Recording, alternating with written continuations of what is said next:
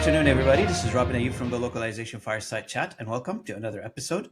Today, I'm recording episode 154, believe it or not. 2.5 years ago, I started this channel with small budget, like no budget at all, just me, and big dreams of trying to get somewhere, connecting people, and creating conversations in our space. And today, episode 154, time flies. We were just talking about it earlier before we pressed record with Andrea. I wanna welcome my guest of honor today. I have the distinct pleasure and honor to have with me Andrea Carter. And Andrea I can't wait to get to know you. I'll let you introduce yourself in a second. But most companies think of belonging, and we're going to be talking a lot about belonging during the next conversation, as a soft attribute, if you will. But Andrea, you figured out a way to prove that this is a measurable and engineerable. You can engineer it and directly tied to performance. I can't wait to dive right into that for now. But first of all, welcome to the conversation. Welcome to the channel, Andrea. Good to see you. Thank you so much, Robin, for having me. I'm excited to be here for so many reasons. I can't wait to kind of dive into the localization element because in a lot of ways, localization professionals are fighting the same battle as belonging. And when we look at this industry as a whole, you know something that the rest of the business world has forgotten. And that is that there is an inconvenience that comes with belonging, but that inconvenience is not the same as connection. So localization professionals understand this. So thank you for having me. I'm super excited to be here. I'm Andrea Carter. Actually, I go by Andrea D Carter because there are a lot of Andrea Carters in the world. And my background is actually in industrial and organizational psychology, as well as neuroscience. And so really it was about 10 years ago that I did my first real dive into the research of our equity, diversity, and inclusion. And what we found in our research was that we were going to polarize the world. And so here we are. And not that it didn't need to happen. We absolutely needed to learn and grow. And if you look at, the historical element of how things change, friction is needed in order for change and innovation to occur. And so 10 years ago, we did that initial study. 5 years ago was when we did our initial studies on belonging. And we came through the neuroscience lens to first start looking at what is belonging anyways? Can you measure it? Because everyone seems to think that it is this soft skill, and we talk about it as a feeling. And I now talk about it as belonging is the science behind the feeling. If you know the 5 indicators and you can measure for it and you can actually build skills and behaviors around it. Yeah. So I really love that, because every company I've talked to, every individual I've spoken to, every executive, they struggle with this belonging thing because not necessarily for anything else, but even if you take a scan across every company in the world and you ask the question, what is your turnover rate? And every company has a turnover rate. Nobody, especially as the bigger the company is, the more intense the turnover rate becomes. And on every aspect, employees, clients, partners, suppliers. And what is the utopia, I guess, for businesses is for things to stay, designed in a specific way, put it on a conveyor belt, put your processes on a conveyor belt, and those conveyor belts continue to produce, right? But as soon as we introduce any changes, like changes in staff, changes in customers, changes in your suppliers, you're introducing a paradigm of change to the entire ecosystem of the entire company. So I'm assuming, when we'll dive into it in a second here, when we talk about belonging, we're talking about it from 3-4 different dimensions that impact businesses A. And ultimately, when you put a emphasis on belonging, you're improving the bottom line, I'm assuming, at some point. Yes. And so there is a direct correlation between your belonging metrics, your culture, and then your bottom line. So we've been able to look at it through the lens of performance. We've been able to look at it the lens through attrition. We've been able to look at it the lens even through localization. So let me give you an example of that. Early on in my research, I was working so I did all of my research in the mining industry on purpose. And so I worked with 13. So you went to deep and dark places. I went deep in dark places. Absolutely. And if you think about the mining industry in Canada, it's so, it's one of our most needed industries. And so, and the other piece to it is that there's so many dimensions to it that I wanted to see, how does this work?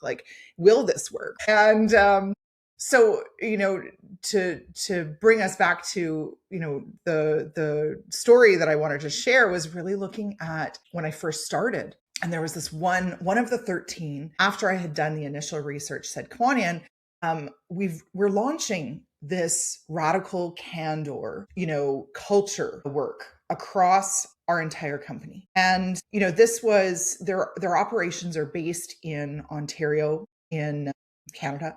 Their main mines are in South Africa and I want to say Australia. I think those are the two countries. And so they launched this radical candor. And radical candor, if you are unfamiliar with that, it was Kim Scott, and her research and her work had come out about honest feedback, about how you actually speak with people so that feedback is landing. So, they wanted to measure how well that they were doing. And, what was fascinating was that it actually tanked. And the reason it tanked was because those two countries, so if we look at South America and in Australia, their attrition in South America actually within 3 months saw this massive spike. And it was because in those cultures, public critique, direct feedback in the way that Kim Scott had initially rolled out her book, actually, even if it is constructive in nature, it actually violated core norms about respect, about trust, about how people are allowed to contribute. And so while Canadian leaders, here they were thinking, oh man, we're doing these great things, right? We're going to build psychological safety because 5 years ago, psychological safety, the millions of dollars that were being spent just on that initial training was massive. And yet, in essence, they did psychological harm to that specific region simply because they were eliminating some of the belonging indicators that actually brought people together. And so if you look at DEI and you look at the study that I did 10 years ago that showed that it would polarize, it's because of localization that it polarized. And it was because of, how we looked at concepts that don't necessarily land within the organization. So now if you look at, what those measurement scores were initially, their South American offices were like 40% less on, psychological safety and well-being than the other offices in the world. So when we look at belonging versus fitting in cultures, we've been socialized to adapt to culture fit, right? We hear about that all the time. And so, but culture fit is very one-sided. It's very much like it is 100% on you, Robin. If you do not act, say, do, perform, dress, all of these other things, then sorry, Robin, you don't make the cut. I don't. You're not allowed. You don't fit. You don't fit. You can't contribute. We're going to make it harder for you to do your best. And so we started looking at all of these things, like what is it that actually unpacks belonging rather than fitting in? Because that was essentially where we started.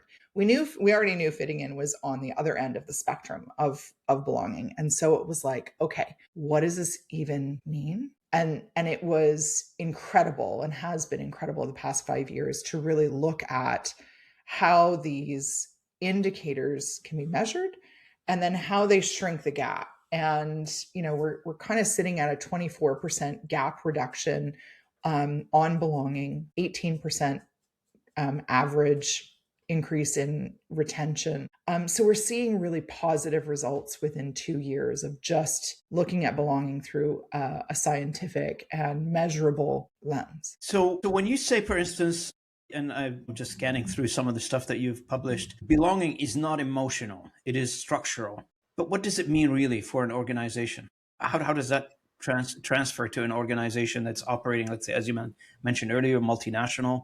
You mentioned the impact of what we think in Canada, United States versus what somebody might think in South Africa, South America, New Zealand, Australia. Various places have various things to worry about, nuances, tradition, heritage, a bunch of things. How do we correlate all this together from being an emotion to a structure?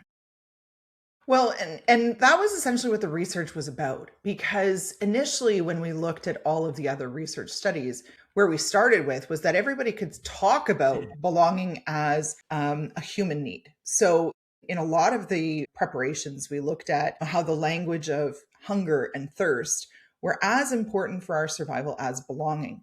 And yet, if you actually look at how we measured belonging, there was no real metric to do so. And so that was essentially where we started. And there's 5 indicators for belonging. So they are comfort, connection, contribution, psychological safety, and well-being. So psychological safety, it wasn't wrong for people to do all of that training. It's that it's 1/5 of what we actually need in order for people to operate at their best, and also to be able to operate through friction. And if we look at the amount of conflict and friction we now have, imagine it is like people are standing in an ocean. And originally, let's say, a year or 2 years ago, it was like a wave would hit you and you're standing in the ocean and it's kind of up to your chin. And the wave would come in and you go, okay, I'm all right.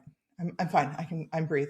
My feet are still touching the ground. Well, now it's like tidal waves and they're just constantly crashing on us. And so the problem with that is that when we don't have belonging, we actually don't have the ability to move through friction. So let me explain this through the 5 indicators. So the first indicator of belonging is comfort. And comfort is about having clarity. Comfort is about predictability. Comfort is about knowing what your success factors are. Comfort is about seeing these different cultures around the world, being seen, and then also having the awareness that they may actually experience things differently. So ensuring that clarity, those success factors, that predictability exists across both elements. And that actually takes your brain out of panic mode. Like you're almost in a panic mode. And so what it does is it allows your brain to be calm. It allows the system to be calm when friction is occurring. And it gives us the ease to actually work through when all of these conflicts are happening. So that's the first indicator. The second indicator is connection. And connection is what bonds us. We need connection in order for us to say, I actually trust you. And this is about being known. This is about being understood. This is about relationships that are built on trust, that have mutual accountability. That means instead of that 100% of everything being on you, Robin, for you to fit in, it means that you have 50% and I have 50%. It means that we both have to show up for each other. We both have to give and we both also have to receive. It means that we're taking connection beyond transactional. If you look at what AI is doing for us, it's actually stripping away. And don't get me wrong, I love AI. I love technology. I'm a huge fan. I think it needs to be built, though, and used with belonging in mind and with connection in mind, because that trust is what allows us to actually be in the friction and know that, Robin, you're going to be there for me and I'm going to be there for you. And we're working on a common goal to achieve together. Contribution. Contribution is the indicator that shows that we can mobilize, motivate, and actually activate together. So this indicator is really looking at you as a person. You as a person matter. Your work that you do matters. You bring value and you bring influence. And what that means is that if we have all of those things, we also have fulfillment. And what we notice with attrition, what we notice with engagement is that when people are valued and they experience being sought after for opinions, for perspective, what that does is it increases their fulfillment. And it means that they're going to stay in the game. They're not going to opt out. And we're seeing a lot of opting out right now. Okay. So the contribution indicator allows us to move through conflict and friction. Then psychological safety, it protects. And so that means that it keeps people willing to actually speak, try, admit, challenge, all of those things that when we don't have psychological safety, we're going to opt out because there's so much fear of social punishment that the psychological safety indicator is actually what protects us while we're going through that conflict and that change. And then well-being is actually what renews. And well-being is a really interesting indicator because there's been a lot of talk about resilience. How many organizations have been like, oh, burnout is on the rise. Give them an app, give them a meditation, give them a book, right? And what's interesting about that is that well-being is doing the same thing that fitting in does. It's basically saying, if you can't bounce back, it's all your fault. That's right. But the data shows, and we know this from Hurricane Katrina, we know this from COVID, We know this from many different natural catastrophes or disasters, that when people have social networks and those networks show up, one's well-being bounces back between 40 and 60 times faster. Now think about that. So if you are being told, well, shoot, you're burning out, it's all your fault, you don't know how to handle this, like, that's right. right? Then, and nobody's showing up for you. Everyone's like, oh, sorry about your burnout. Sorry that you have depression. Sorry that you're anxious. Oh, you poor You're not thing. going enough to the gym, man. What's wrong with you? Right? Like, yeah. Do a couple more laps. That's right. That's right. Get out there on the ski hills. What's wrong with you? Right? So when we're looking at well-being and we're not actually looking at consideration and we're not considering people's needs and we're not showing up for them, there's no compassion. These are the things that we need in order to strengthen resilience and strengthen that basic ability to bounce back and stay engaged through all of these tidal waves. And what we know is that the tidal waves are not getting simpler, right? Like if you look at globalization right now and you look at our world economy and you look at our world politics, the volatility, I remember 10 years ago talking about VUCA. When we talk about it today and we look at what's happening in people's brains, no wonder there's burnout. No wonder there's people who are just like, yeah, I'm going to show up. I'm going to do my job. I'm not going to do anything more than that. And that is something that I hear of more and more, simply because people are, they're going into the office, but if there's not belonging structure there to support them, and there's not belonging structure across regions, so that it's not just one office that's having all of the meetings at X time in the morning and we all have to follow that one office. So that harms, that does harm. And so those are the indicators that we really started looking at to bring people together and measure. And so now we can actually measure those. How do you measure them, Andrea? So we actually have surveys that we have validated indicators in each of those. So comfort, connection, contribution, psychological safety, and well-being. There's 5 questions per indicator that are used. And then we also have engagement as well as leadership feedback in the same survey.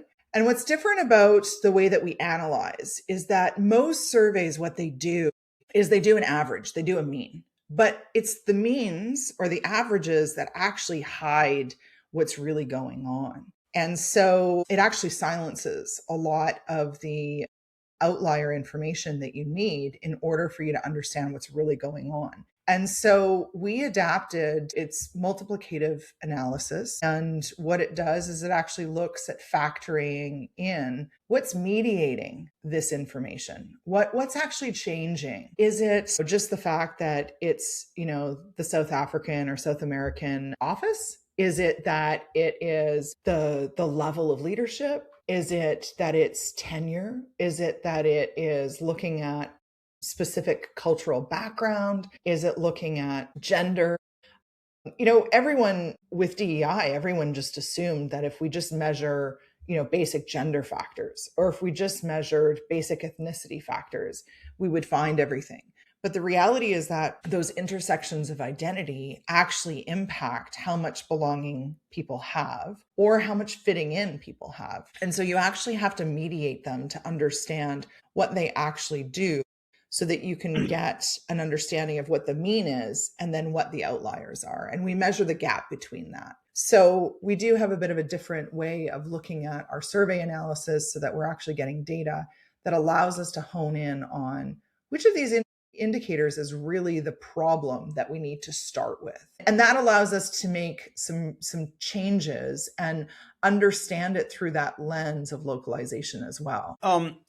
I got to jump to another segment, which you mentioned earlier a little bit, and maybe dive a little bit into that. So why do most corporate DI programs, for instance, let's talk a little bit about DI because you mentioned it earlier, they seem to fail to move the needle, I guess, if I can say that, based on, the statistics that it's out there, people have access to it. I'm not saying anything negative or positive about DEI. I'm just trying to understand why the programs are not really moving the bar a little bit on every aspect. Well, there's a few contributing factors.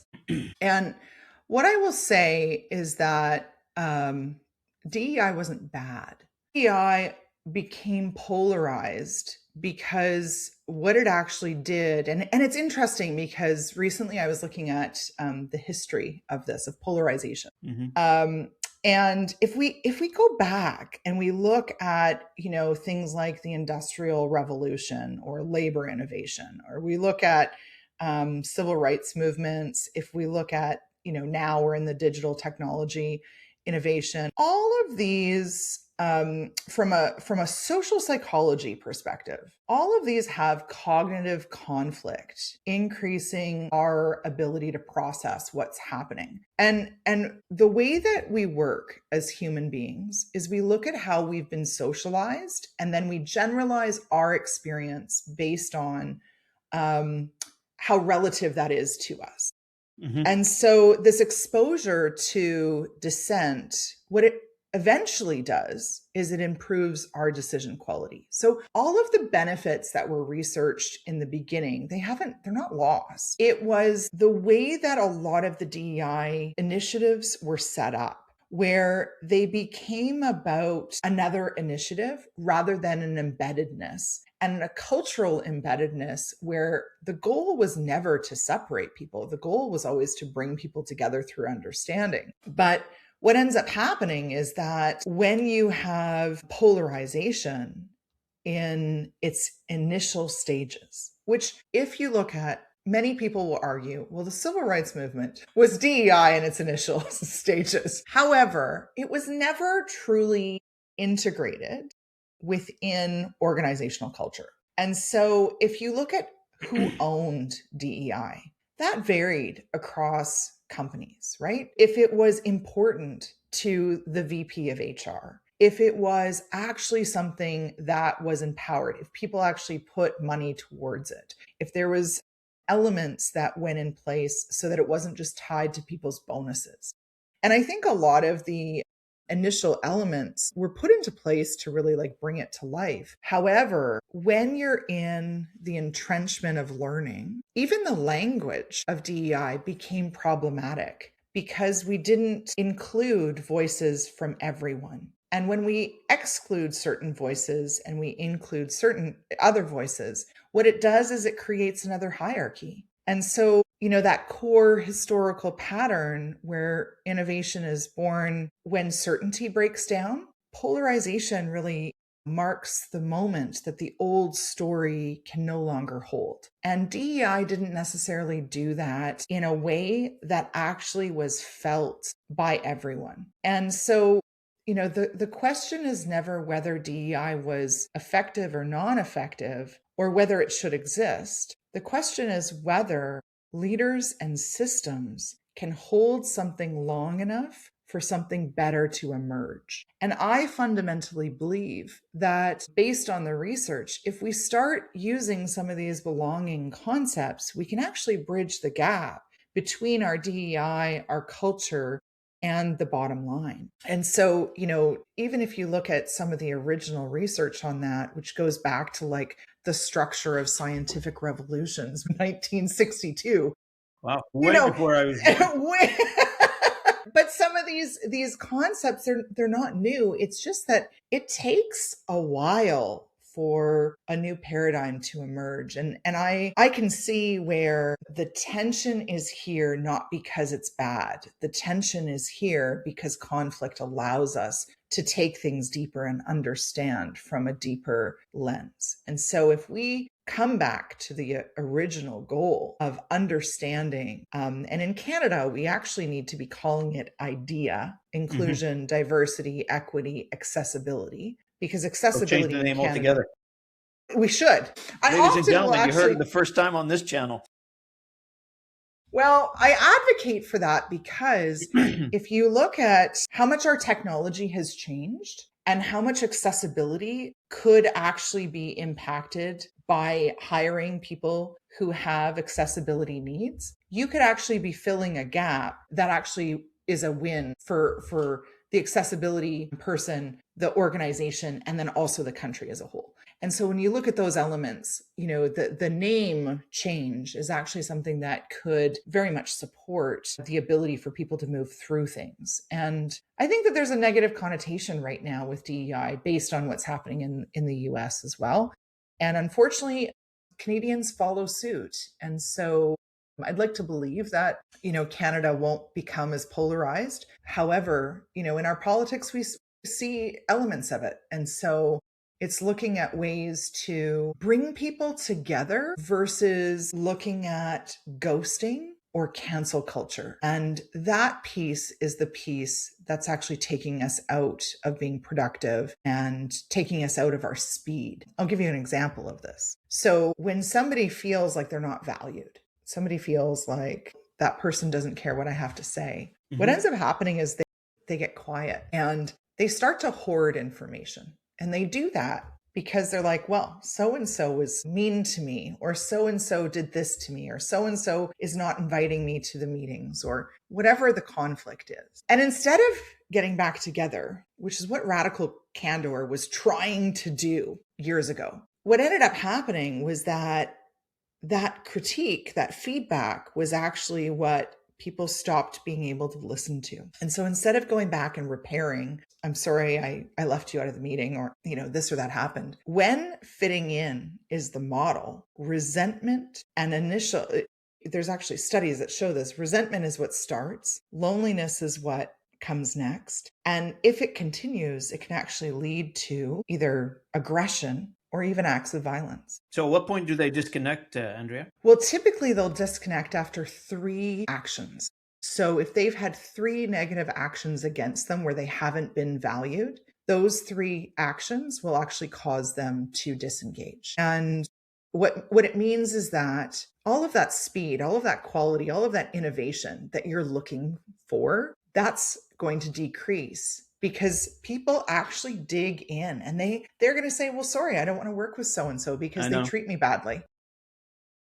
I don't want to work with so-and-so because they disrespect me. So, which is actually my next topic. You've worked with a lot of leaders on this topic and you've done a lot of research. So in your opinion, those leaders that they exhibit, let's say, high degree of belonging, if you will, or high degree of effort to exercise belonging, what is it that they do differently day to day, in your opinion? Like, what do they do different than the others? Well, I'm gonna go in order, if you don't mind. I'll go in order of indicator. So with comfort, one of the things that they do is they ensure that whenever there's a change, that everybody feels clear about what the change is and what their role in that change is. How am I going to be successful with this specific change? And what's interesting about emotional and social intelligence is that when somebody feels like there's a change, but they're not clear, what happens is that we start to slow down and we kind of, like I was talking about, we dig our heels in a little bit because there's so much fear. So what a leader will do is the change is announced, but before the change is announced, they figure out exactly what is not changing. Now, why is that important, do you think? And what it does in being able to say, listen, I may not know all of the details of this change right now today, but these are the things that I do know that are not changing that you can rely on. And a leader doing that in the face of big change, it creates an anchor. Yeah. And that actually allows people on teams, and I've seen this across massive teams, not just, teams of 5 to 10. That actually, it's a lot more work because you have to be prepared. You have to think about how this change will impact these specific people. But if you do the pre-work for comfort in the beginning, right before a major change is announced, people go, I get it. I can rely on this, and I can move into the transition of change rather than feeling fear and not being able to get on board. Let's say some of our listeners, perhaps right now listening to our conversation, which is absolutely interesting. I never seen this angle being taken on in that level of scientific analysis and measuring belonging the way you're putting it, Andrea, which is, thank you for that. The audience, I'm sure they're enjoying this conversation, but somewhere, somehow, out of the thousands of people listening to this conversation, today somebody's saying, look, I've got a ton of pressure. I'm a leader of an organization. I've got a ton of pressure. I've got my investors telling me, hey, implement AI, fire 30% of your people. I like them. I want them to be with me. I've worked with them for many years. I've got pressure from competitors, economy. And then here you are, you and I talking about belonging in such a, I want to say, I don't want to call it laboratory, but in a sort of a lab environment. Ideally, that's what you need to have. Ideally, this is how it works. But some people out there saying, how do I actualize this in this ever changing, the tidal waves that you mentioned earlier? Mm-hmm. These tidal waves are not stopping. You're absolutely correct, Andrea. Yeah. So that's such a great question, Robin, because I do feel like it's one of those things that people say, well, it's unrealistic for me. And then they'll give you all of the reasons why it's unrealistic There you for go. them. But what we have to remember is belonging is not 100%. So you and me, right? We are in this together. So what does that require? Well, what's fascinating about belonging is that if you're applying that concept of 50-50, it means that I actually have to do my own regulation. As a leader, the minute you walk into a room, you either regulate or dysregulate a room. That is always the case. And if you are not doing your own work on creating your own comfort, your own connection, your own contribution, psychological safety, well-being. Now, those indicators, those behaviors are different from what we've just talked about here. However, if you're not doing your own work, you are the leader who will consistently dysregulate and you will consistently struggle with getting people to actually follow you.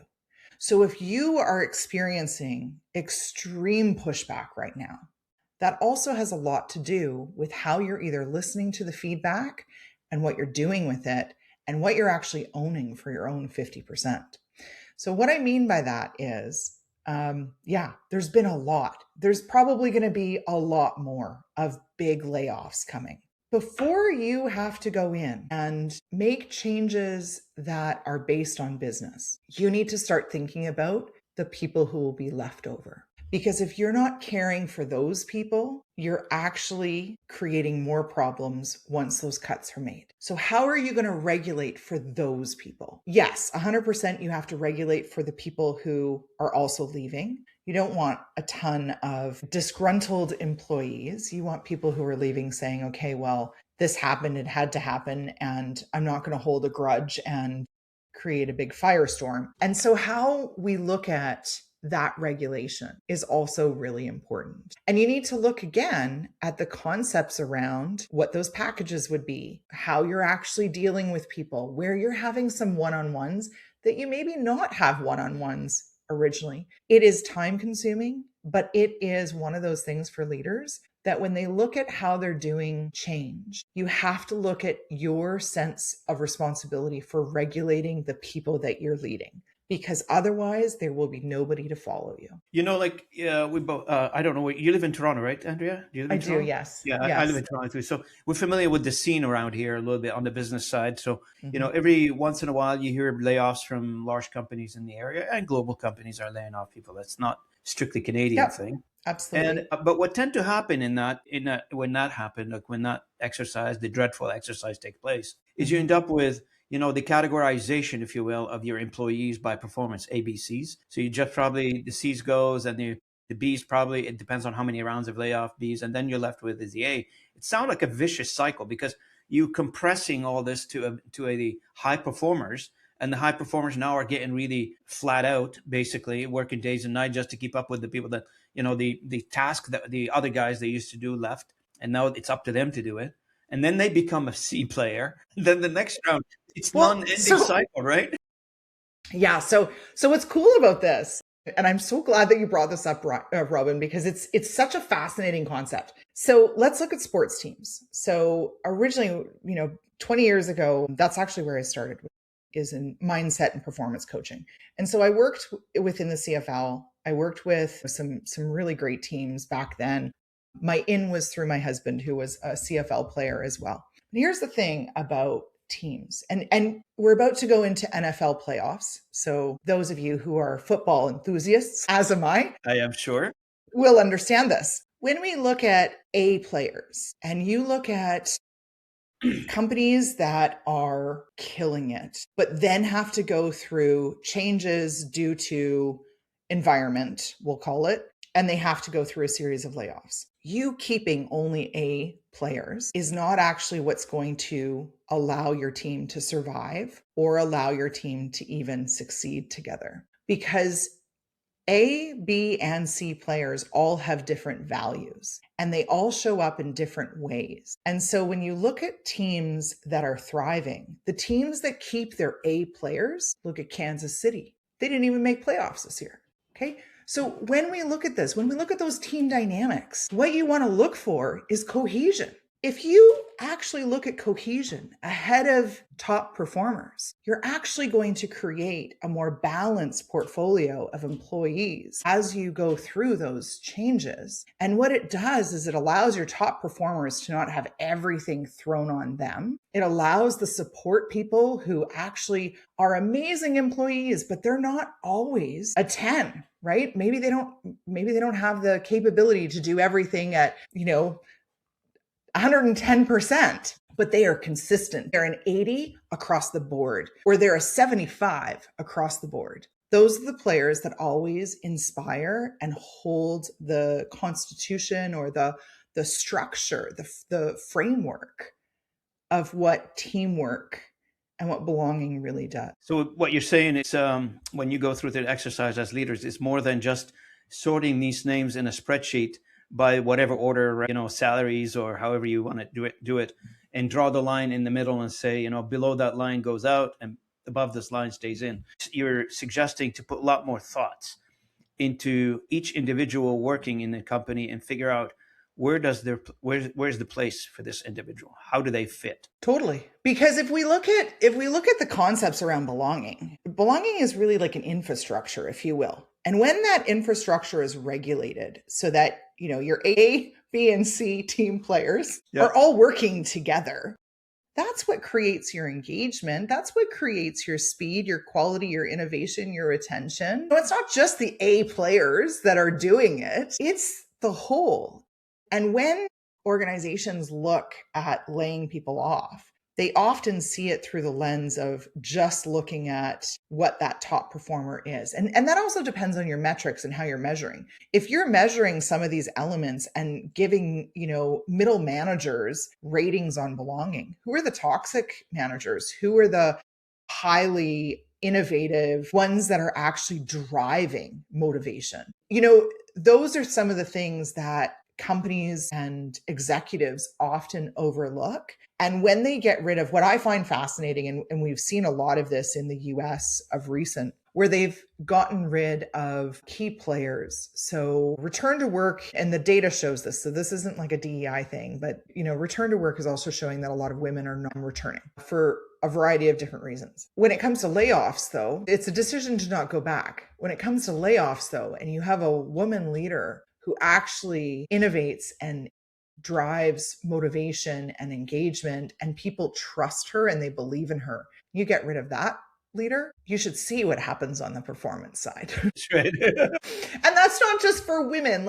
And I think that's the piece where DEI was problematic, because there's lots of men out there, and lots of men in my early stages of research, who really said to me, Andrea, I don't feel like I belong at this company. These are the reasons why I don't belong. Yeah. And so, when we look at that, and when we look at who are the people that are showing up, that actually is, I would say it rates it at a higher propensity to regulate a whole team rather than just an individual. And what we're seeing is that there really is this division right now of individuation versus collaborative or collective whole. And so when we only have, people who are individual based, if you think of how mold spreads, you have one bad apple. That's right. One bad apple creates many bad apples and, a moldy plate of apples very quickly. Absolutely. So what are you left with? And I think that's the question that people have to start asking. Yeah. You're right. Now, I just have a question regarding when it comes to the belonging culture in an organization. Where do you see this fitting between a CEO and a CHRO, for instance? Like the Chief of Human Resources Officer versus the CEO. Yeah. Some CEOs say, hey, don't bother me with this. That's an HR thing. they should be doing it. But some people would say, well, the CEO should take the lead on it, or maybe a combination of two. I'm not sure. Ideally, it works the best when it's a combination of both. What I found fascinating, there was a company I worked for recently that our contract was up, and so it was a perfect way for me to walk into my next one.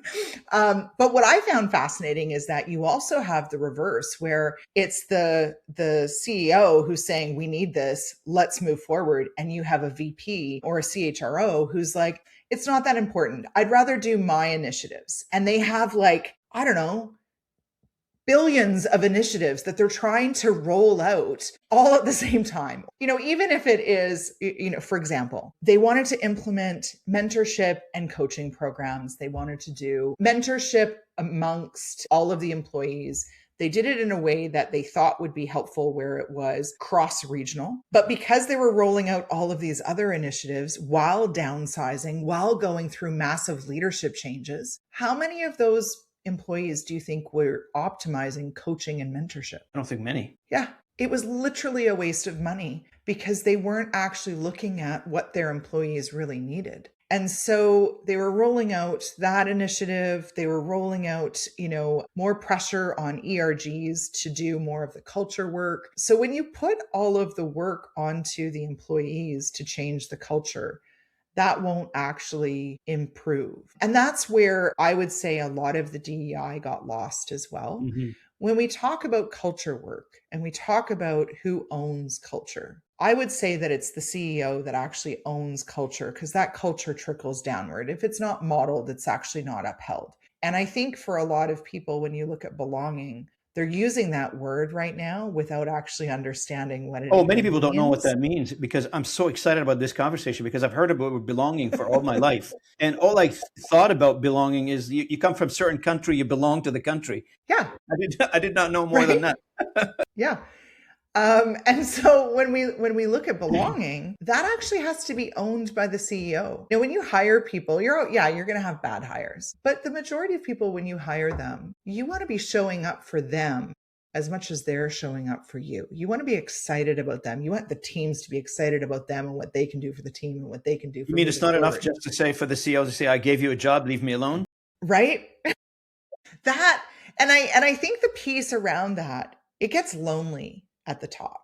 It's one of the things that I talk a lot about with other executives, in how lonely it is to process these things, and how you can't always go to your teammates, even at that level, to talk through everything, simply because if you're the head of a region, but you have information that is higher than you that can't go further, you're holding that. And so your ability to regulate is actually super important before you actually move forward.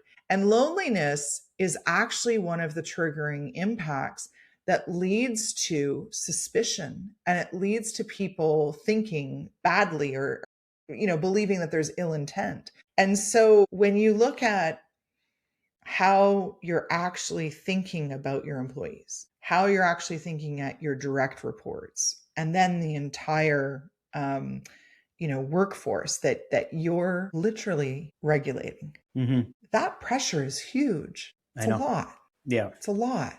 It's very interesting to hear you say these things, because for all the companies I've worked for in my life, that has not been the case. It was more of the old traditional 50s style of managing people. And that's I guess, especially it depends on the industry that you're in. If the industry is on a downward trajectory, introduce a whole bunch of issues, stress. And if the industry is on a growth path, like you get like some startup that's, hitting a hockey stick in terms of business progression, you're going to have a different culture altogether. Everybody's going to be happy.